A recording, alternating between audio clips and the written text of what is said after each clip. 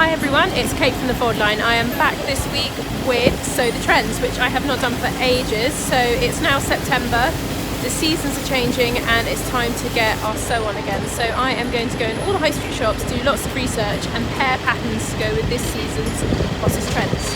First stop, Topshop.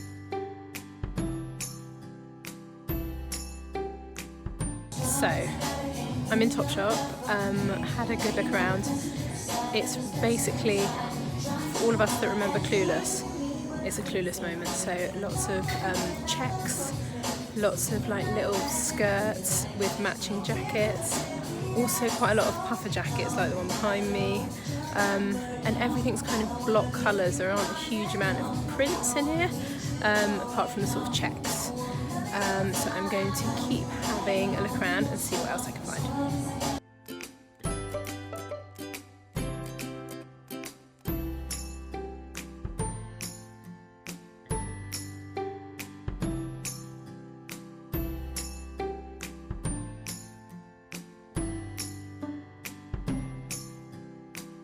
I'm now in Other Stories. I like to come in here because I think it's a little bit older market, which is a bit more me. Lots of like camel colours I've noticed. That seems to be the big sort of colour of the season, shades of caramel, and lots of like nice casual bits.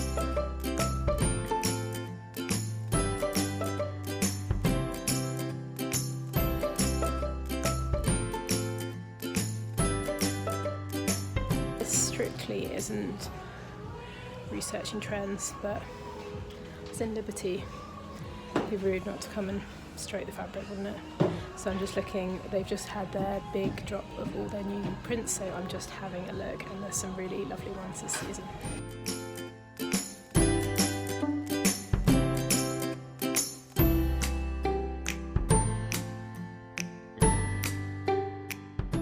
So last but not least, I am now on Carnaby Street, so I'm going to go and have a look at everything that's on this street.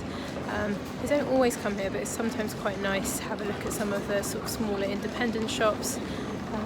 Yeah, quite a nice day, so I'll go and have a look and see what I can find.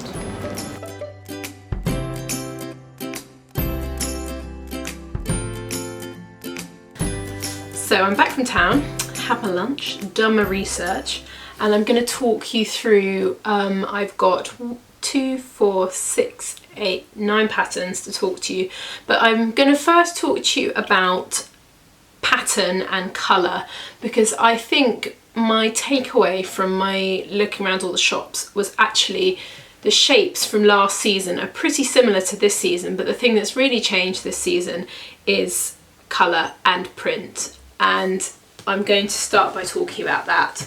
So when you are thinking about what you're going to make this summer, and if you're thinking you want it to look similar to stuff on the high street, these are some fabrics that you should be looking out for and prints you should be looking out for. So the first thing I'm going to talk about is mixing up print. So this was everywhere. Personally, I'm not 100% sure about it myself, but I think if you can rock it, it would look really cool. So a lot of the clothing had mixing of print on one item of clothing, including trousers that had one leg in one print and one leg in another. These are examples of what I've seen kind of from around the high street. I think this could look really nice, and it's actually quite a good way of using up some of your scrap fabric or bits that you've got left over. So that was the first thing that I really noticed from my tour of the high street. The second thing that I noticed, which I think would be really easy to do and it could be really effective, is checks. So large scale check. There was definitely a bit of a vibe. I think if we were thinking about a mashup, it would be Clueless mixed with 90s kind of Burberry. There's definitely that sort of feel. There were lots of like pleated skirts with little matching jackets. There were lots of puffer jackets, a lot of printed puffer jackets as well. So yeah, this large scale check was something that I saw a lot of, and in pretty much every high street shop. So this is something that really is kind of everywhere. I think it's really effective, and you can do it on, you can have as much as you or as little as you want of it. So you could do it on a little top, a really simple top, and that would look quite nice, but you could also go full throttle like in the picture here and have a full suit in something that is checked. So that was something that was everywhere. Another fabric that you just cannot avoid this season is corduroy, and I know this has been around last year, but the thing I think that I have noticed this year about it is there's quite a lot more chunky cord rather than needle cord, which is the finer of the cords. Again, this was in every single shop. This is definitely something that is going to be everywhere, and the nice thing about it is you can use it on lots of different things. So you could use it, for example, as a dress. It would look really nice. You could have a jacket, trousers, skirt. I mean, it really is quite an adaptable fabric, and colour wise the world is your oyster as well. So that is definitely something to be looking out for. Print. So this was everywhere, and I'm afraid our inner Pat Butcher is going to have to come out because leopard print is just unavoidable this season. I am a massive fan of leopard print, so that for me is wonderful, but I know some people are a little bit scared of it.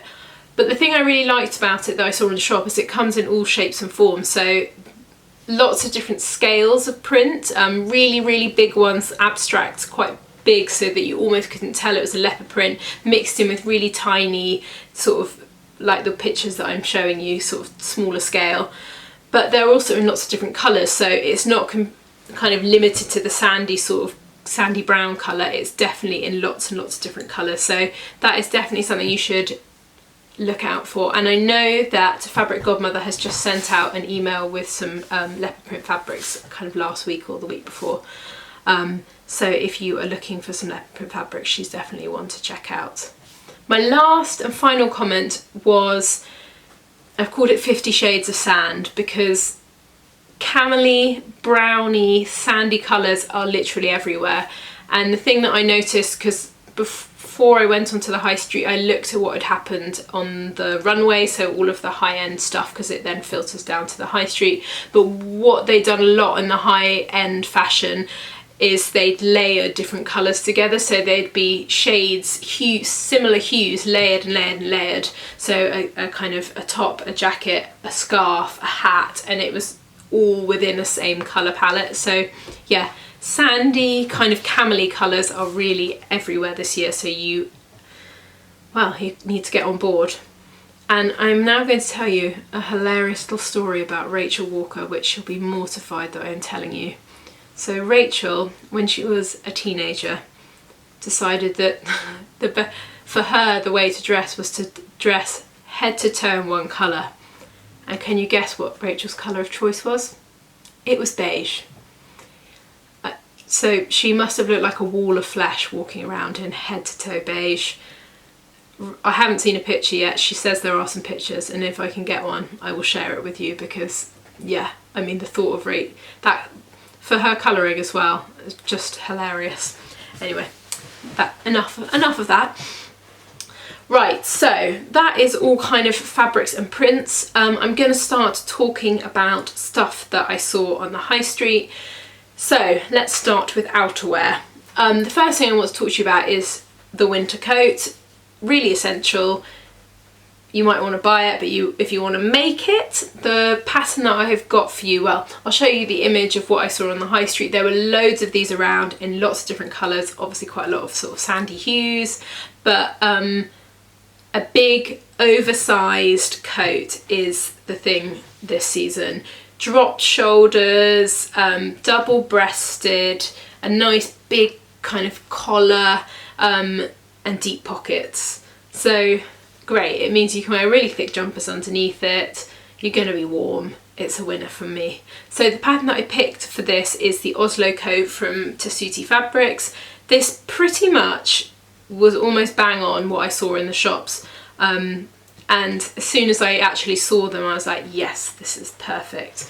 So the only difference that this one has got to some of the high street ones is the shoulder, well the sleeve. So it's got a raglan sleeve on the Oslo coat. A lot of the other ones that I saw had a sort of drop sleeve, but as you can see from the images that I'm putting up, actually it's pretty similar. it's still got that sort of slouchy feel to it.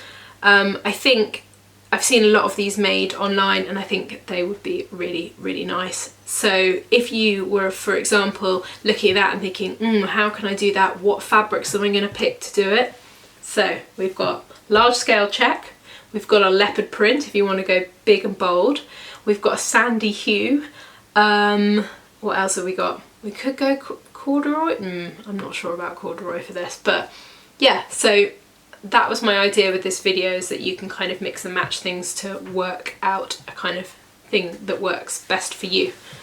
Yeah, so that is your coat. Up next I have got a sort of tailored jacket.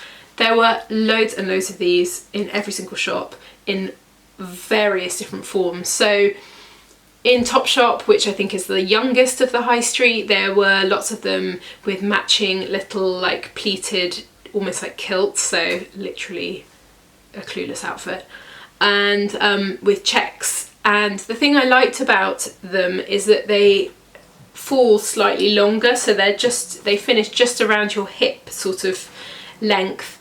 Quite a classic tailored jacket, and yeah, you could make this in, you know, a plain and have it as a real kind of classic jacket, or you could go big and bold and do it in some sort of wild print.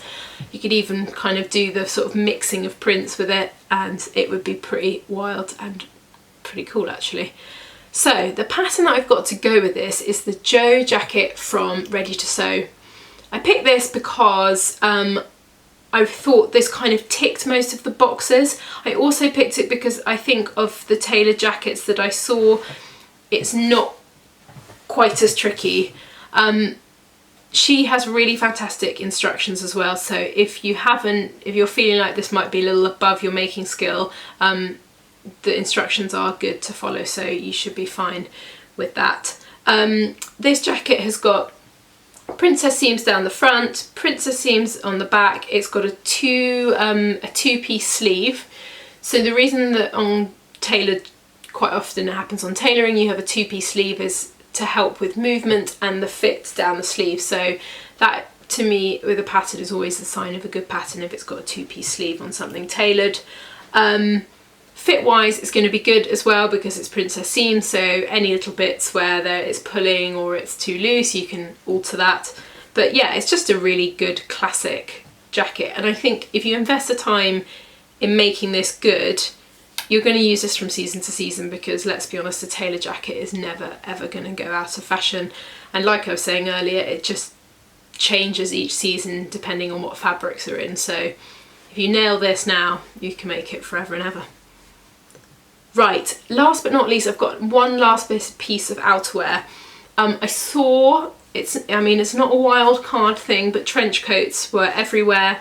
I really liked, I saw quite a lot of, it was like a kind of mixture of a full-on winter coat and a trench coat. So wool, quite thick wool, but with all the kind of feelings of a trench coat. There were also kind of classic kind of trench coats as well in thick cottons, some in crepes as well. So if you're looking for something a bit looser and kind of better for this time of year where we're transitioning across to winter. So the pattern that I picked to go with this, I actually spoke about in my last video. It is the Work to Weekend ebook by Sew Over It. Now unfortunately you can't buy this pattern on its own, which is a bit of a pain, but you have to buy the whole ebook.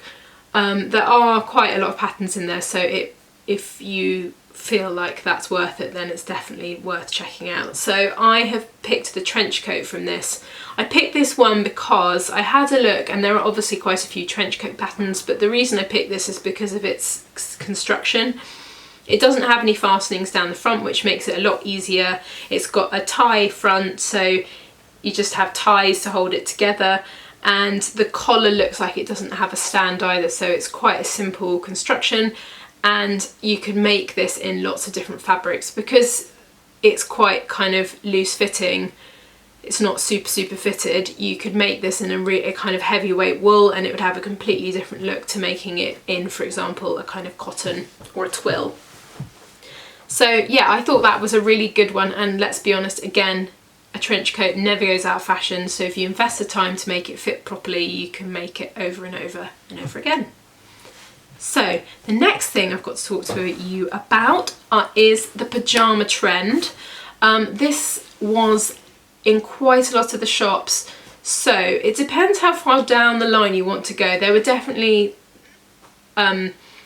things styled on the mannequins where they had a sort of a classic pajama top or blouse in a kind of crepey, drapey fabric, and some shops had paired them with something completely different, like a pencil skirt, and some shops had gone full throttle and had a matching pair of pajama kind of trousers to go with.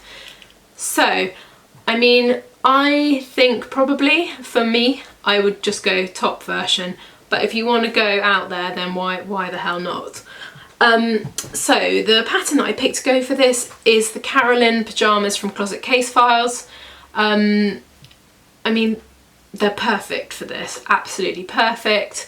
The only thing I would say, perhaps if you're making it not to wear as pajamas, you might want to either size down or alter the fit a little bit, just from under your armpits down to your waist, so you make it a little bit more shaped, so that because you want it to be kind of loose fitting, but you don't want it to look kind of like a pair of pajamas as well. You want it to kind of have that kind of sexy blouse feel to it. And I think this is a great one. In terms of construction for this is quite an involved make. It's got lots of piping, buttonholes, but again, they're a classic pair of pajamas, so if you decide for this season that you make it and you wear it as a blouse, you've also got the pattern altered ready to go when you want to make like a beautiful pair of pajamas to lounge around the house in. And I really think we should all wear lovely pajamas, because we spend 8 hours a day in them and they make you feel amazing. So that is something I've never made my own, but I am starting to invest in nicer pajamas, because it does make you feel really nice. Right, sorry, I've got to keep on it because I'm 15 minutes in already. I'm sorry guys, it's going to be a long one. So the next trend that I saw a lot of was a wrap skirt. Again, not kind of wildly out of this world. The key thing that it is the length of it. So it should be at a very low midi. So last season there were a lot of midis length skirts, which for me fall mid-calf, literally middle of the calf. This season the midi length has extended a little bit, so it's closer to your ankle than it is to your kind of mid-calf. That was just a lot of things that I saw on the high street. So classic wrap dress, just extend it a little bit to make it kind of a longer midi length. The pattern that I've got for this is the New Look 6456. This is a really great classic shape to have in your repertoire of patterns. It comes in 3 different lengths. There are options where you can add pockets, and basically it's pretty simple to make. I think if you're a beginner, this is a really good pattern for you. It shouldn't take you more than an afternoon to whip up, so it's a really nice one. And for those who love the leopard print, this is screaming out to be a leopard print version. I mean, please can someone make one and show me? Right, the next thing I'm going to talk about is the shirt dress. So I saw a lot of these. Again, this is not a wildly different sort of shape. It's quite a classic shape. The thing that I did notice about them is that they were all made in quite drapey fabrics. They were all quite, you'll see, quite adult in their vibe. So I've picked 2 different patterns for this because there were 2 sort of variants. There was a much more fitted, kind of, I would say, classically grown-up version, and there was one that was a little bit looser and a little bit kind of more classic shirt shape. So the 2 patterns that I have got, the first one is the Vogue 9201. I picked this because it has princess seams, which a lot of the shirt dresses I saw online, in the shop, sorry, and online, had. They've also got these inverted pleats within the skirt, which I think is quite nice. And again, in terms of the length, we're extending to sort of midi length if we want to be really kind of on trend this season. I think this would work really well with it being extended. I'm sorry, that was my phone. I should have put it on silent. So yeah, so this is a kind of classic. It comes in 3 different options. There are sleeve options. You can also, if you wanted to, which is quite full on, there's a kind of pussy bow blouse version, which I think would look quite 70s. And if you made that in a lovely sandy colour or a check, that would be great as well. So I thought that was quite a good kind of classic shirt dress. The other one that I've picked is more utilitarian. It's the Hermes skirt from I Am Patterns. This I picked, I really like this. I also like it because you can shorten it and make a blouse version of this, so it's quite a kind of useful pattern to have in your collection. There isn't a lot of shaping on this, so you, in terms of styling it, you could wear it just on its own, but it also would look nice with a belt.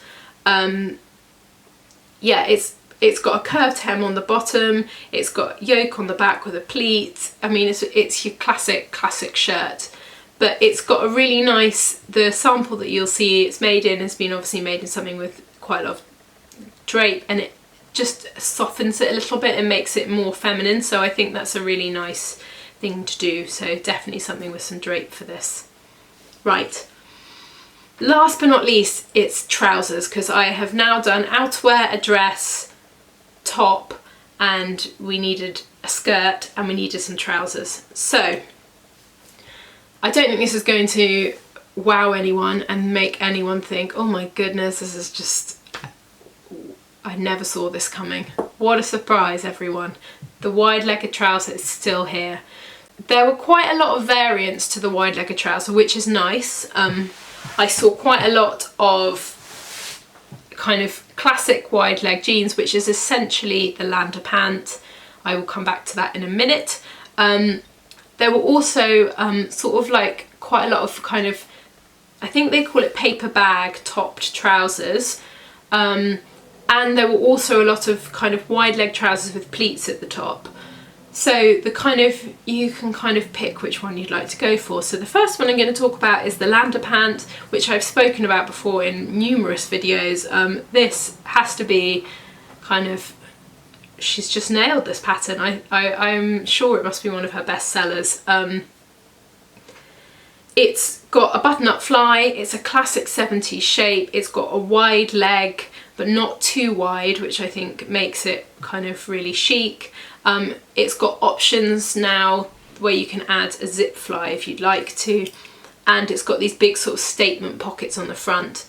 It's a really nice shape. It's again going to be useful. You could make this in a corduroy and it would look, oh, it looks so good in cord.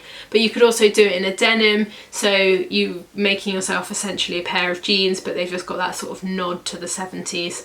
I just think they're a kind of an absolute winner. The final kind of other option, which if you don't, I know a lot of people were slightly put off by the sort of button fly and they were worried about how it would look and flattering on the tummy. So I put in a wider leg option, which I think might be nice, and this is the Francesca trousers from Wear Lemonade. These have got pleats on the front, they've got pockets as well, and I think the pleats at the front and a wider leg will be a good option if the Lander isn't for you. It also has quite a nice feature on the centre back where it sort of dips down. In terms of construction, it's quite simple because I know it does. The line drawings on this are quite hard to. It actually does have looks like it has a proper zip fly at the front. But yeah, I just thought these were really chic and a nice another option for you. Right, I feel like I got faster and faster. If you're still here and awake, well done. I should have said at the beginning of this, you should probably have a cup of tea. Well, I hope you enjoyed that. That is my sort of rundown of this sort of season's trends, and we will be back soon with another video, so have a lovely weekend. Bye!